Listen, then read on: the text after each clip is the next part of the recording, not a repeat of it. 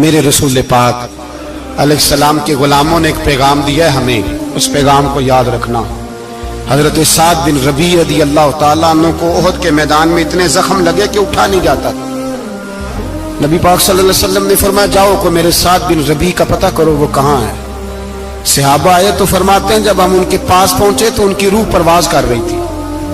آخری لفظ انہوں نے ادا کیے، کہنے لگے ادھر آؤ صحابہ ادھر آؤ،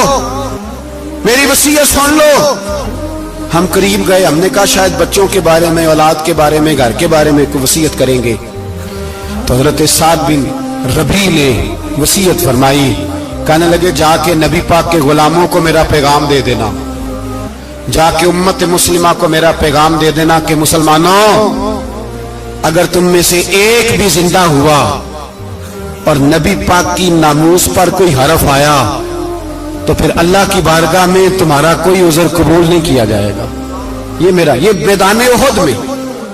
سر سے لے کر پاؤں تک زخم لگے ہوئے ایک صحابی کا پیغام ہے امت مسلمہ کے نام۔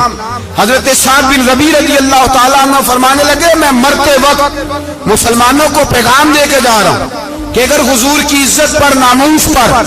نبی پاک صلی اللہ علیہ وسلم کی ذات پر ذرا سا بھی حرف آیا اور مسلمان زندہ ہوئے، اور پھر اگر وہ سمجھیں کہ ہمیں اللہ کی بارگاہ سے معافی مل جائے گی، تو یاد رکھنا رب ہر بات معاف کرے گا، اس بات میں تمہیں اللہ معافی،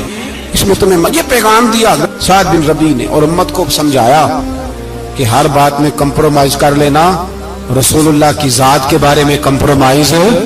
نہ کرنا۔